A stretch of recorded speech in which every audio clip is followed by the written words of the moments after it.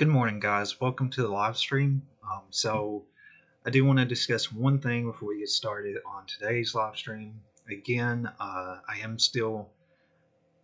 promoting the online fitness challenge this week, and it will be starting October 24th. So you can sign up today. I will share a link again as to where you can sign up for the online fitness challenge.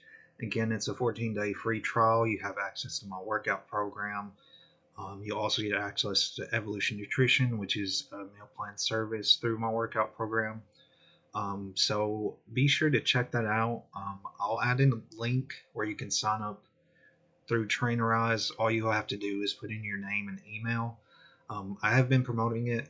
I have had somebody join already. But again, once you do this, it just kind of locks in your spot. And whenever the challenge starts on October 24th, you can instantly get access to Trainerize in your workout program. So definitely check that out. If you have not joined any of my challenges before, I really encourage you to check it out and try it for yourself. It's 14 days. There's no risk to trying the challenge, and you'll get access to my program, all of what I have to offer, and you can see if you like it, if it's something that you want to try out. So definitely check it out. Again, there's no payment method required to sign up for the online fitness challenge.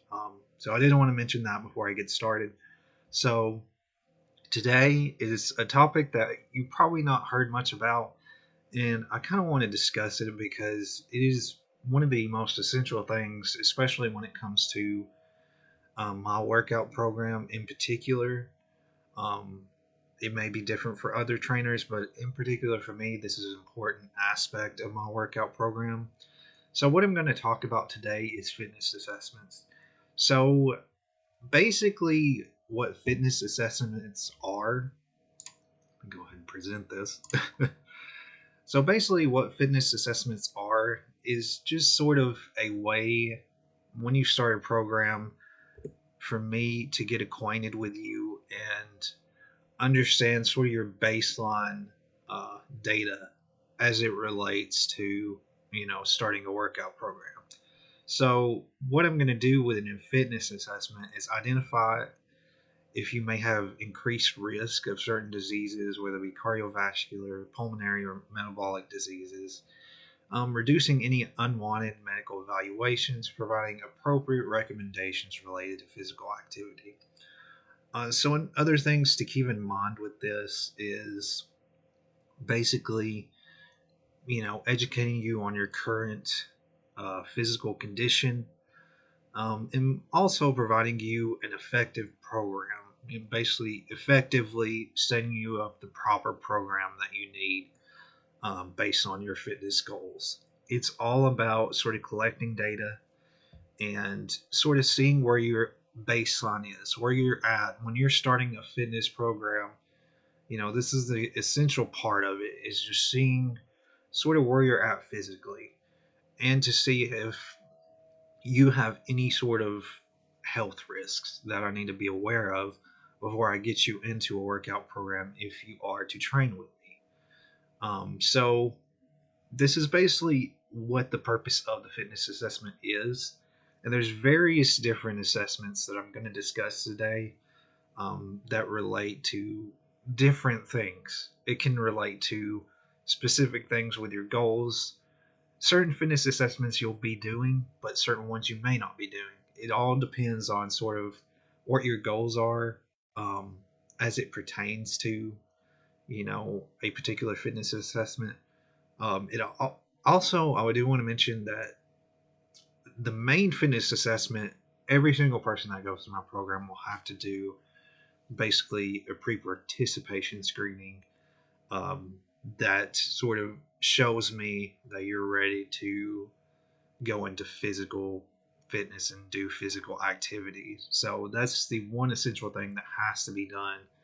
That fitness assessment is required for everybody. So that's what I'm going to sort of get started with first, mainly.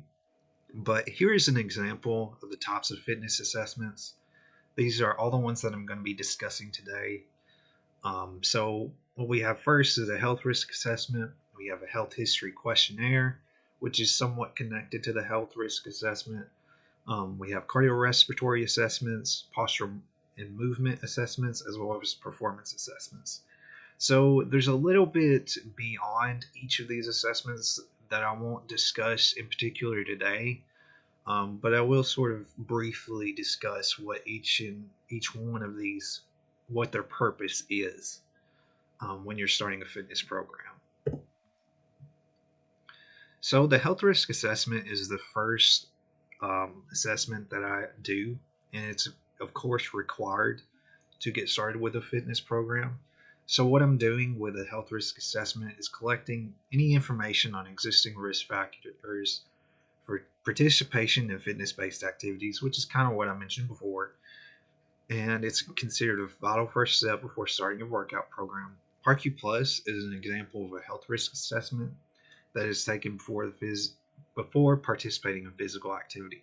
So basically, what the PARQ Plus is it's like a questionnaire. Where I'll send you either a document through email or if you're in person, of course, a paper copy of basically asking you questions that sort of about your active behavior. If there's certain, like if you smoke or if you drink, sort of getting a baseline information of sort of your current health and wellness is basically what the PARQ Plus is. It's a questionnaire that asks you different questions on your health to put it into simple terms. It goes base so it bases it on your current level of physical activity, and then it allows me to be aware of any signs or symptoms of any sort of diseases that you may have, and to sort of get an idea of what your desired exercise intensity should be. So that's basically what the health risk assessment is in a nutshell. So I'm going to sort of expand on this health history questionnaire.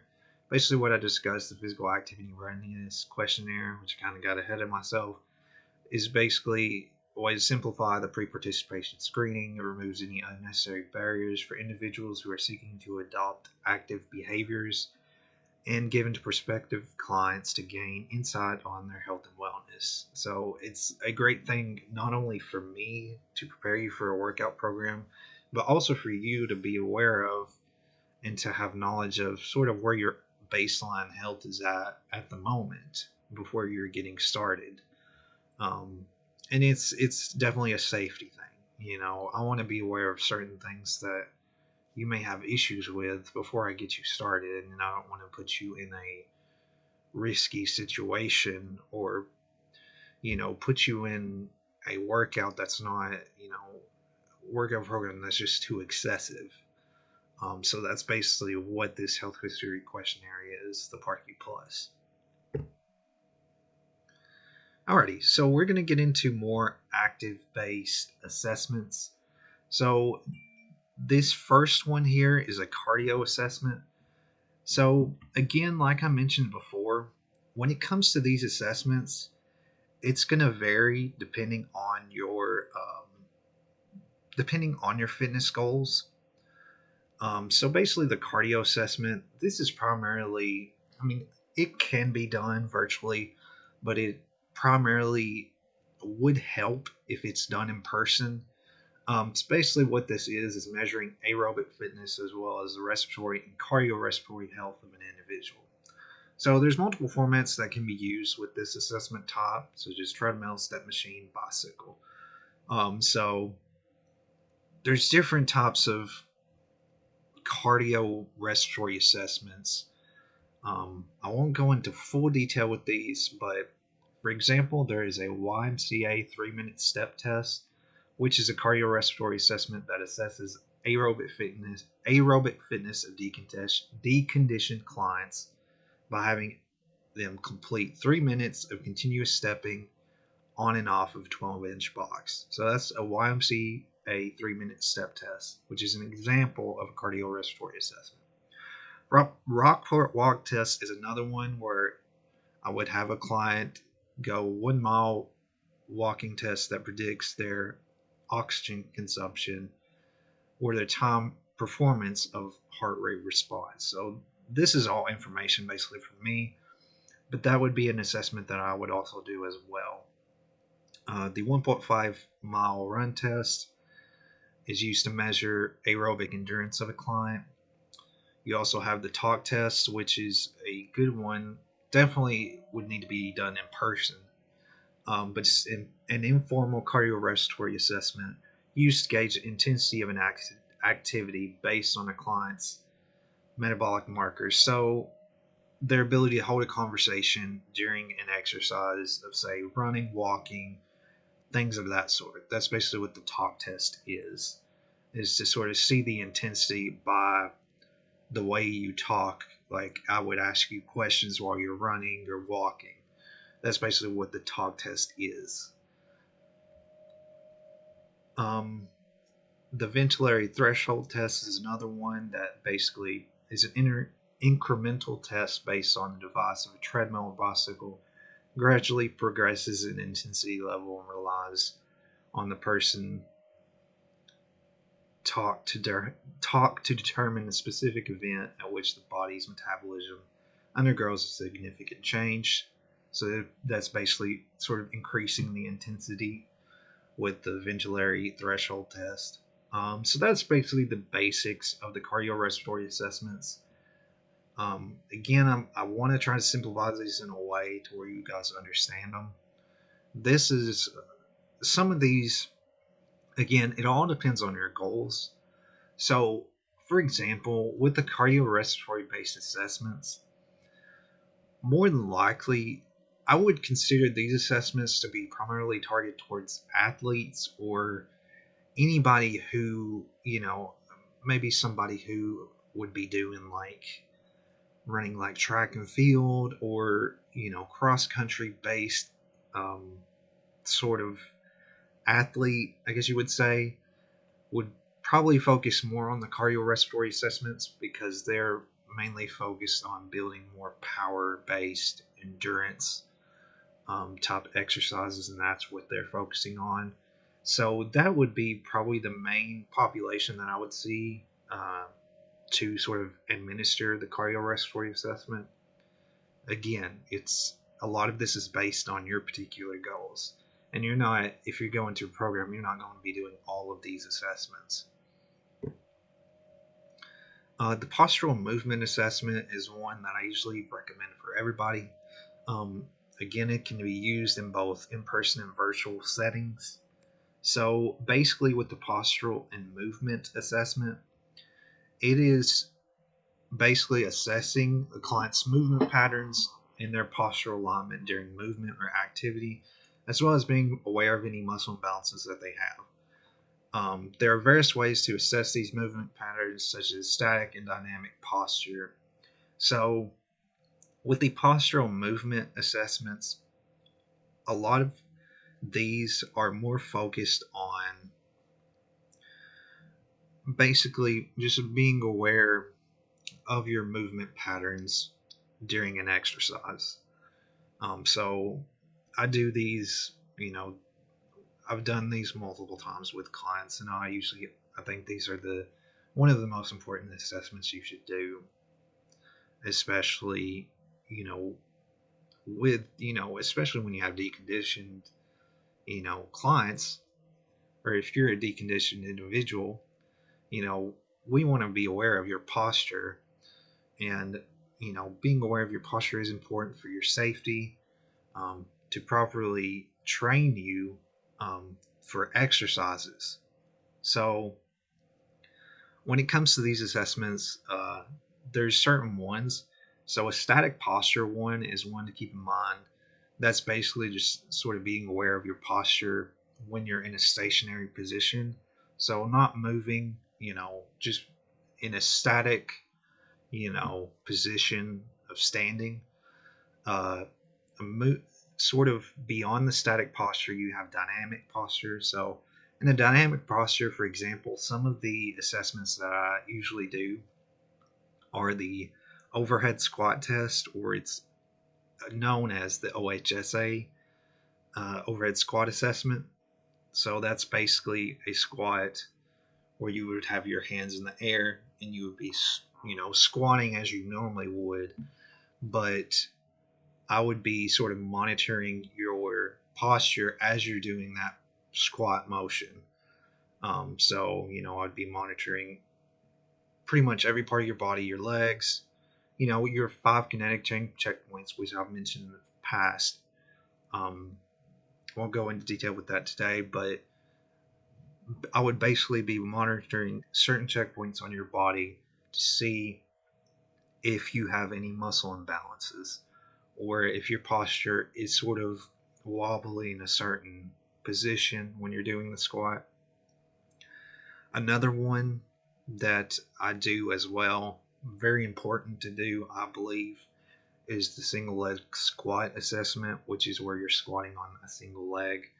This is sort of more to measure balance, sort of your stability is basically what that test is. Um, Again, these are just sort of examples of sort of the common assessments as it relates to posture and movement. Um, so I should, I don't want to go into too far detail because it could be so in depth with all of this. I want to give you guys a simplified way to understand this. But the posture and movement assessment is one that I always do. It's one of the most important things, beyond the health risk assessment. Performance assessment. So again, I want to go back and say, like I said before, that a lot of these assessments can depend on your goals. So if you're pursuing fat loss, you're likely not going to do this type of assessment. This is more, performance assessments are more for individuals who want to sort of gain more strength, building muscle gain, things of that sort. So performance assessments are used for clients who are seeking to improve athletic-based goals. These assessments measure primarily strength, muscular endurance, power, and agility. So again, this is focused on more people who are wanting to gain muscle, people who, weightlifting, or people are just interested in physique based exercises, I guess you would say, building muscle. So I'll discuss a little bit about some examples of a performance assessment. So there are so many different ones as far as the performance assessment goes.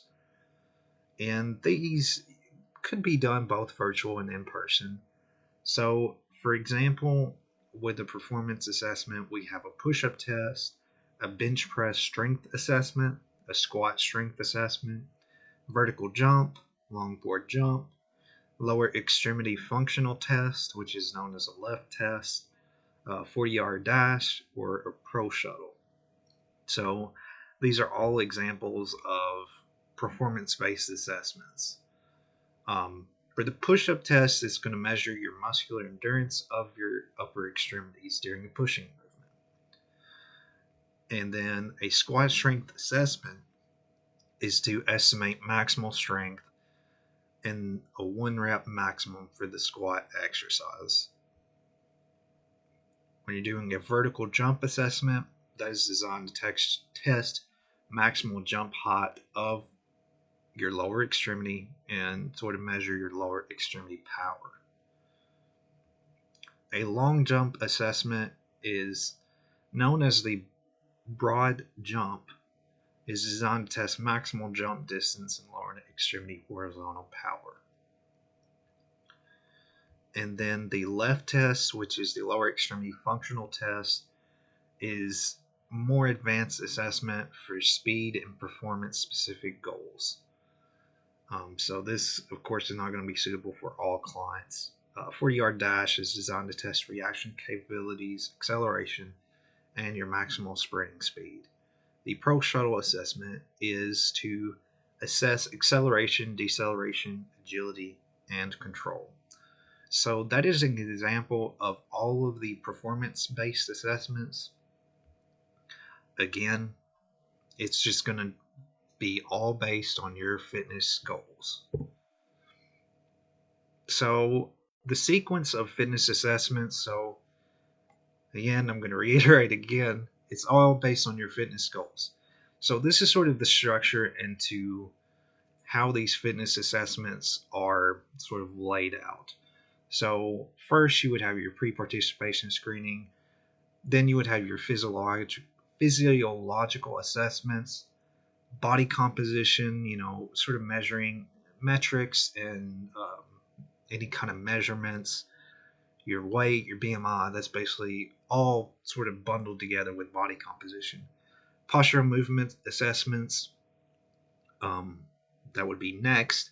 Then you have your cardio based assessments, and then last would be your performance assessment, depending on your goals. So these are going to vary from client to client, and some assessments may not be needed.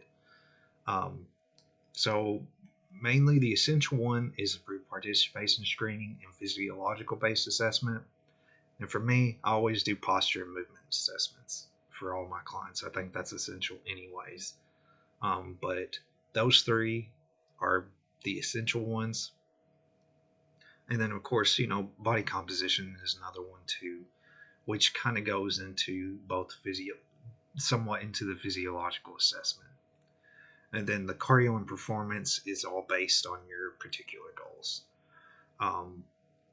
So that's basically, to sum up, what the fitness assessments are. So thank you guys for taking the time to watch this. I hope that you sort of understand all of what I was discussing today.